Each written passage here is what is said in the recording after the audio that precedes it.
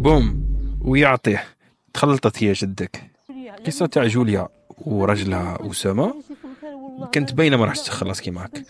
براسك رانا كل يوم تحب تهضر نسمعوا حاجة معاهم جديدة في نحترمها، القصة هذه جامي تهضر سمعنا بها. معاهم في نحترم رأي الأول الشخص. بعد ما خرجت جوليا وقالت بلي بنتي راهي مخطوفة وردوها لي وسحروها، خرجت هي وقالت انا ما اختفيت ما والو، هي اللي بدات بالمشاكل.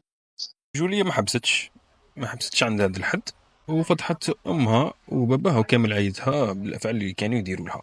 انا كي تزوجت موراها تعيط لي في التليفون تحرشني تقول لي اهربي له من الدار عندي معارف. سي بور سا سمعنا ناس بزاف خرجوا قالوا بلي جوليا كانت تحت التهديد وكان راجلها هو يملي عليها يتو.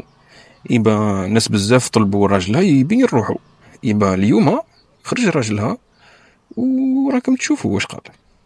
المشكل بينهم وبين بنتهم. انا خاطيني بس دخلت روحي شحال من خطره، لقيت روحي شغل راني ندير المشاكل مع الزوجه تاعي، وليت ما نحبش ندخل روحي بينها وبين والديها. حبت تهضر معاهم تهضر معاهم، ما حبش تهضر معاهم نحترم راي شخصها. ني اتو كاين حاجه ما فهمتهاش، مانيش فاهمها كومبليتمون. وين راه راجلها؟ هذا راجلها. يا يما شحال كيوت. يوسف نكاع تاني ما خلالو ما بقالو. شابو يوسف نكاع. انت انسان براني هاك تتفرج برك، هادشي يبان لك نورمال؟ انا دوك شغل ما نقدرش ندخل في التفاصيل ما بيناتهم. لا لازم تدخل في تفاصيل. هنا قص حلو بالبزاف يوسف نكاع. لا لازم تدخل في تفاصيل. توحشتيش اختك سماح؟ ما توحشتهاش. ما توحشتي سماح؟ توحشتي حسام؟ لا توحشتي سيرين؟ هذيك سيني ما لا علاقه معاها. صح يماه وباباه داروا صوالح ماشي نورمال. طيب لحقوا ضربوا راجلي في عرسي. هاي زوجة تاعك امامك وامام ربي وامام العباد، سي يصلحها مع يماها. انا ما نديرش لبنتي واش دارت لي هي. خلي اسامه يجاوب. عجبتك الحياه اللي كي عشتها جوليا؟ الحياه الفخمه. انا عايشه لابيل مع راجلي ما خصني والو. انا مانيش عارفه، انا مانيش حاب نفول بالشر، بصح ما كيش خايفه بعد الشر حسام تغيب عينه، شيخك يغيب عينه، شكون اللي من حد دوري ومن بعد؟ ما عندي ماني وخالاتي وخوالي. اسامه. نعم. كاين واحد المثل يقول لك يعني اسمح لي على المثل، هو نوعا ما شويه قاسي ولكن مثل شعبي داخل في افكارنا حنايا هكذا. يقول لك اللي ما فيهش الخير في ماليه ما فيهش الخير في الناس.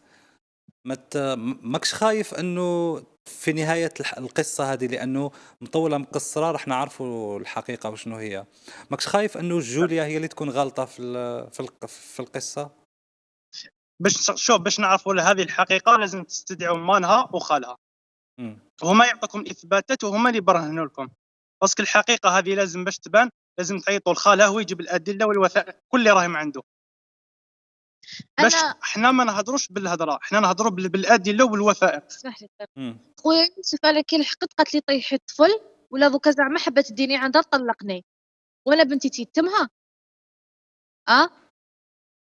هي ما قالت بلا حابه تطلقك، هما يقولوا انا حابين نشوفوك. لو كانت تكملي تعيشي مع حسام يعني للامانه مع اسامه عفوا، هما للامانه قالوا لنا حابين نشوفوا برك بنتنا الا راهي مليحه، ماناش حابين نطلقوها، والا حبت تعيش مع اسامه تعيش، يعني مش يعني للامانه، لانه هذه التصريحات كانوا تصريحات رسميه. طيب سمحنا لها عاودت تولت نفس الغلطه، سمحنا لها شحال من خطره. طيب اسامه، هو يقول لك في كل منزل في الدار، يعني في كل دار الراجل هو اللي يسير الامور، يعني هو اساس الدار، يعني اضافه الى الام. انا عندي سؤال اسامه حبيت نسقسيك برك خويا العزيز. راح تزيد عندك طفله بيان سور. طيب لو كان بنتك يصرى لها واش صرى لجوليا مع اهلها؟ نقول لك على ما يصرى لهاش بنتي واش صرى لجوليا، باسكو انا من اذيش بنتي الحاجه الاولى، وانا بنتي نتمنى لها كل خير في حياتها، وكي نشوف بنتي في اعلى مرتبه نفرح لها ونعاونها وندعمها ونزيد لها مني، ماشي ندي لها ونكسرها ونريبها وندير لها السمير ونهار كامل وانا نروح نهضر في منا ومنا وندير في الفتنه والمشاكل ونشوف في الصوره تاعي وكل حاجه ما نديرش لبنتي. كان هذا الجزء الأخير من الحوار الغريب جدا الذي أجريناه مع جوليا وزوجها. نعم. هضر معاه. بيان سور. سرخي جوليا، انا باباك، انا اللي ربيتك، انا ربيتك احسن تربيه، وعطيت لك كل الحقوق وفششتك ودرت لك فوق واسمه، بصح انتيا بريئه، الاقوال راكي تقوليهم ماشي جايين من عندك، وانتيا دوكا كي راكي تقولي اني جداتي كانت في السبيطار مريضه طلعت لها لاطاسيون، ويما كي كانت ترمى في السبيطار في الوباء سقسيتي عليها حوستي عليها ولا جابك لعندها وعرفتي كاش ما كاين انا ما ربيتكش هكذا، انا ربيتك في احسن تربيه، ويماك هي يماك، يماك هي يماك حتى وين تخلص، حتى وين تموت انت يا بريئه. باباك هو باباك وعائلتك هي عائلتك، ما تبعيش في الناس اللي يعطيوك الطريق الخطا، تبعي الطريق الصحيح. ما نسمحوش فيك وما نسمحوش فيك، وبنتي وكبتي والله ما نسمح فيك لاخر نفس باذن الله ان شاء الله. جوليا بنتي، انا دوكا العائله اللي راكي عندهم ماهمش راح يعطيوك يعلموك في الصلاح، هم يعلموك في الحوايج ماشي اللي صالحك، راهم اللي يعاودوا يدوروا ضدك. غدوه من غدوه تلقى روحك مرميه في طريق مظلم ما عندكش، ومن بعد وين تروحي دوكا؟ تولي مواليك وبالك ما تلقاش بابك، ما تلقاش يماك، وين تروحي؟ ما يماك لحقت السبيطار، لحقت الموت، لحقت ماشي خطره، ماشي جوج، ماشي ثلاثه.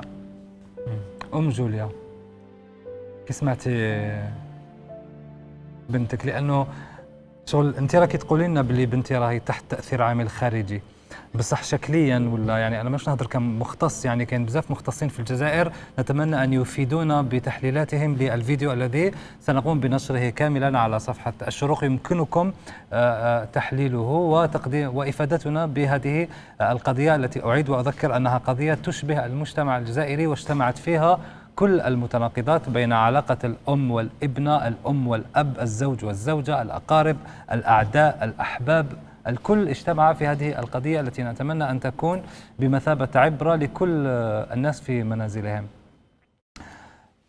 كي سمعتي دركا بنتك تهضر بهذه الطريقة، زدتي تأكدتي من أنها تحت تأثير خارجي؟ لأنه كما قلت لك احنا انت راكي تقولي لنا أنه هي راهي تحت تأثير، وربما الأخصائيين عندهم وجهة نظر، ولكن الجمهور أو الرأي العام بصفة عامة تبان له إنسانة عادية.